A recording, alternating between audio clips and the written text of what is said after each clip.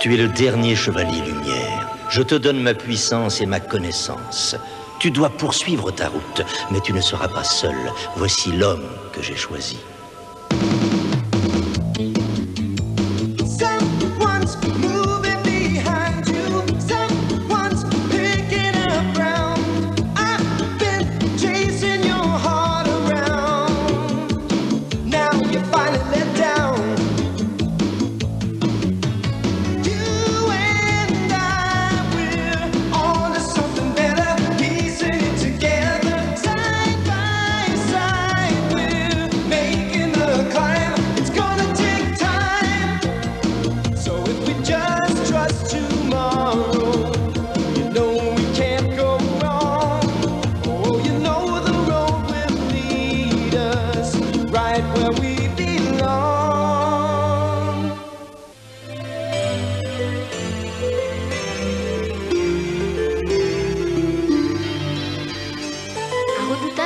Ravageait toute la région, depuis le château d'Agramont jusqu'au château de Garde.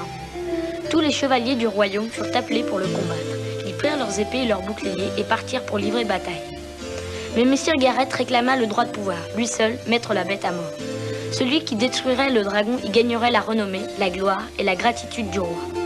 Et Messire Garrett partit seul, à la poursuite du dragon. Il le chercha durant 3 jours et 3 nuits, et finalement le trouva dans une immense plaine déserte. Pendant ce temps,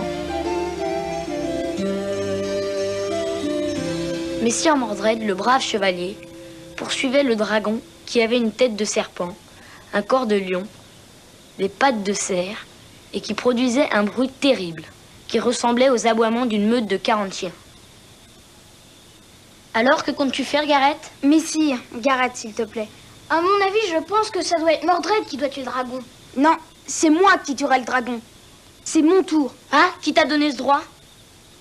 Si c'est toi qui tues le dragon, moi je le découperai en petits morceaux que je jetterai dans l'huile chaude. Non, c'est moi qui le jetterai dans l'huile. Ernie, tu es là?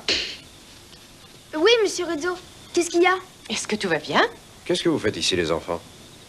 On est en train de jouer au roi Arthur. Ça ne ressemble pas à Camelot. Je ne vous ai pas entendu chanter, comment ça se fait? Oh, l'histoire de Camelot, on y a déjà joué. Maintenant, on imagine notre propre histoire. On choisit les personnages dans le livre et on invente des aventures. Oui, et demain, Trévis et moi, on aura un grand tournoi contre Mordred et ses soldats. Je me présente, je suis Mordred, Eric. Salut, Eric. Et moi, c'est Charlie. Dis-moi, tu ne serais pas un soldat, toi? Ernie, on s'en va, à plus tard. Oui. Au revoir. Au revoir. À bientôt, les enfants. À bientôt. Au revoir. Bonne nuit. Et une minute, qui souffle des chandelles? À plus tard, Ernie. Désolée de vous avoir dérangé. Pourtant, ce jeu est vraiment très drôle. Ça vous plairait de jouer avec nous tous les deux? Oh non, merci, Ernie. Tu sais, je passe toute la journée à jouer aux gendarmes et aux voleurs avec une bande de voyous qu'on ne repère jamais. Et ce soir au cinéma, les méchants ont encore gagné. Je suis pas en état de jouer à ça maintenant. Oh, je vous en prie, Jack, on fait un essai. Tout ce qu'il y a à faire, c'est de choisir un des personnages du livre. Entendu. Voilà. Alors, on y va. La dame du lac. Oh, non, non, non, non, non, non, c'est trop humide. Est-ce qu'il y a une autre femme? Oui, il y a aussi...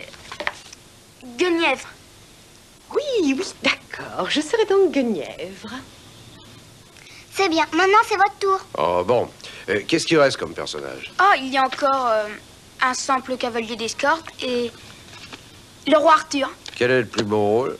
Allez, Jack, faites le roi Arthur. D'accord, voilà l'histoire, monsieur Elzo. Le dragon a avalé tout notre trésor. Alors, vous voulez venir avec nous le récupérer au château des dangers? La reine peut venir aussi. Non, merci. Je ne sais pas ce que fait le roi, mais la reine aimerait boire un verre de jus de fruits maintenant. Non, le roi Arthur va aller vous le chercher. Merci. Et les garçons, amusez-vous bien avec votre jeu, mais ne prenez pas ça trop au sérieux. Vous risquez de perdre votre temps avec ces gens-là. On va finir cette partie. Vous savez, Jack, la littérature n'est jamais une perte de temps. Là, ce n'est qu'un simple jeu, il fantasme. Oui, mais ce n'est pas la littérature qui me contrarie, ce sont les fantasmes. J'ai connu des flics en mission tellement impliqués dans leur rôle qu'ils en oubliaient comment tout avait démarré. Ernie, pourquoi tu mets pas ton bandeau? Il est vraiment superbe. C'est pas quelque chose que je porte pour jouer. C'est la chose la plus précieuse que je possède. Salut les gars! Il y va de l'honneur de Messire Mordred. Je défie Messire Garrett et Messire Gauvin en duel. Nous acceptons. À la On vous attendra sur la colline des tristesses. Venez quand vous l'oserez. La colline des tristesses. Derrière ces arbres. Venez, chevalier, à la colline. On va leur tendre une embuscade. Le démoniaque Mordred traverse la sombre forêt pour les attendre sur la colline des tristesses. Il a dit à messire Garrett et à messire Gauvin de venir s'ils l'osaient. Mais tous deux n'étaient pas effrayés.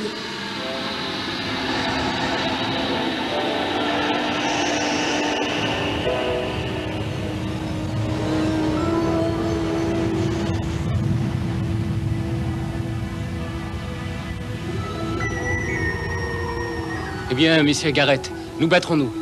Bien sûr, Gauvin.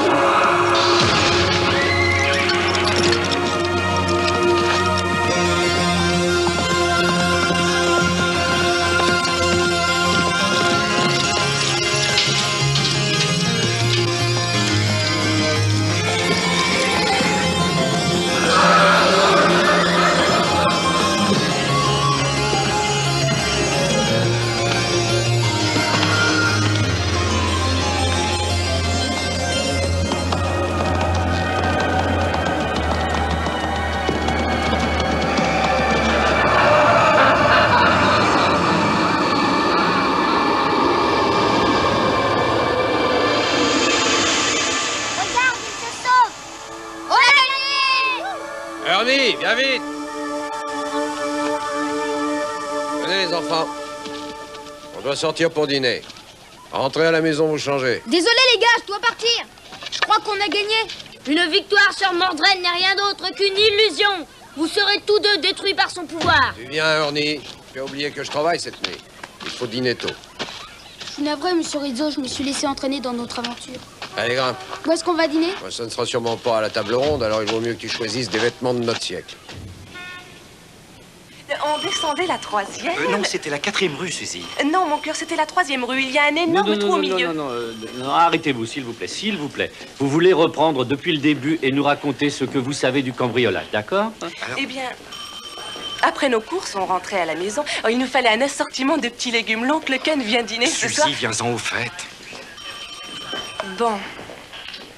En rentrant, on s'est arrêté pour acheter des chaussures pour Paul. Paul a de très grands pieds, alors on était en retard. Mais pourquoi? Pour rentrer à la maison, chérie.